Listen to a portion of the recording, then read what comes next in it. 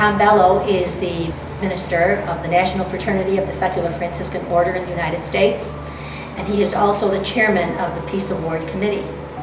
And he's going to tell us a little bit about what is the Peace Award. Well, first of all, I think we should start about St. Francis, because we are followers of St. Francis leading us closer to Christ. And as Franciscans, peace is not an option, it's an obligation. And so we must constantly be working for peace. And in the great scheme of things, maybe a peace award is a rather small piece of that peace, but it's an effort that we started, early in the century actually. And in the past we've awarded it to Martin Luther King, and it had a great influence on him before he won the Nobel Peace Prize, because it was his first recognition by established, Christian organizations, by Catholic organizations. And so he was very excited by the award. We gave it to Mother Teresa. And it's an effort on our part as community, as fraternity, as family, as we're all called to be, to recognize those among us who are really taking very ordinary gifts, as we all possess, but using them in an extraordinary way. And it's a chance for us to recognize them, to thank them, and to affirm them, and also, of course, for them to come among us as we gather a national chapter, because this is always given at the national meeting for all of us from all over the nation to meet these individuals and to kind of rub with them and to hear them and to learn from them and hopefully to follow them. So tell us about Don Ryder, the award winner this year. Well, it's very interesting. We have a yearly process that there's a call for nominations, usually on Divine Mercy Sunday. And because that's a nice time to call for peace and mercy, I think. And we give them until July, usually, to put forward a nomination. If anybody's watching this and they would like to nominate somebody, if they go to a secular Franciscan organization in their neighborhood, anybody may nominate. We have regions who nominate, we have local fraternities who nominate, and we have individual secular Franciscans who nominate. It's a very open process. You may nominate somebody living or dead. This year we had Blessed Pope John the 23rd nominated. And Don Ryder was one of 9 wonderful names that came forward. They don't have to be Catholic, they don't even have to be Christian, but they need to be working for peace. And Don's name was chosen for his wonderful work with water. Water is becoming increasingly an obstacle for peace in some places and an absolute need in the human condition. And if you've ever seen images of Africa, there's a desperate need for water. Was there something that caught the attention of the committee relative to Don? I would say, and again, I didn't vote, so and I never poll the committee, why did you vote for that person? Everybody votes their own conscience. I can only speculate, therefore, but I would speculate there are 2 things that really bring Don to the fore. One, the cause he is working for, bringing water to those who don't have water, is, to me, absolutely at the forefront of what peace should be all about. Okay. Explain that a little bit more, Tom.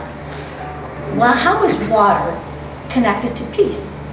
Without water, you cannot live. And in areas of the world where water is scarce, water can be a cause for war.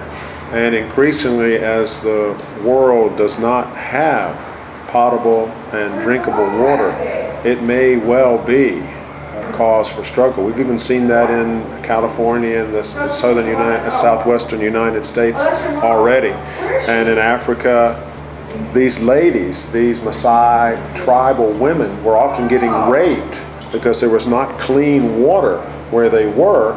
And to get the water, they would have to go through troubled areas to the river and bring the water back, because nobody can live without water. And they were getting raped, people were getting murdered, people were getting attacked. in our own United States history, we know the importance of water rights. You know, people have fought over water rights. So there's no way you cannot say that water can be a cause for war. And at the same time, because it is an absolute necessity, it's hard to talk about peace if people are dying of thirst. Well, the other thing is that he's an awfully ordinary person, you know, and we're just really struck by that, because we don't want, you know, mega superstars. We want, again, people who are ordinary people who have done extraordinary things, not because they brought so much to the table, but because what they had to bring to the table, they put into God's hands. You know, and God took all, you know, Jesus took those 2 loaves, you know, and those 5 loaves and those 2 little fishy, and was able to feed 5,000. And Don just offered his, you know, 5 little fishy and 2 loaves, and God was able to multiply it. And that's what we all need to learn. That's, I think, the real beauty of the Peace Award, is that these are just people like us, like you and I, who just maybe are more open or more trusting to God, using them in extraordinary ways. And that's what I think struck us about Don, the second thing. You mentioned Mother Teresa, you mentioned Martin Luther King. Who are some of the other people who have received the Peace Award? Well, you know, in the last 2 years we revived this. Both of them were secular Franciscans, which was awfully nice. There's a wonderful video on Dr. Tony Lazara, and it's called Patience of a Saint. But patience, P-A-T-I-E-N-T-S, patience of a saint. Again, he was a medical doctor who was driving around in a fancy sports car and was saying, what is wrong about this picture? And just sold everything he had and went to Peru and said, I want to help. And you know, they found a clinic for him, and he works with kids, and said it was the best decision he ever made in his life. Last year we had Marie Dennis. Marie Dennis is a mother of 6, and you would think, you know, has her hands full with her family, and so she does. She's a single mom, but she also has done a lot of work with Pax Christi, and is the first female lay head of co-head of Pax Christi, and has written a number of wonderful books, which I would highly recommend. And again, you know, a mom who put herself into the Lord's hands and has done really wonderful things. And you know, it's a beautiful statue that's given of St. Francis, and it's a significant financial contribution to their work that we offer. And we do bring them to, again, the national meeting and give them national publicity. And we try to affirm them and allow them to affirm us, because we take a lot of credit. Says, wow, we must be doing something good if we have these wonderful people like Don Ryder and Marie Dennis and Dr. Tony Lazara with our organization. Maybe perhaps some of this will rub off. Maybe we'll be a little more worthy in the eyes of the Lord. That's right. That's right. Thanks so much, Tom. Thank you.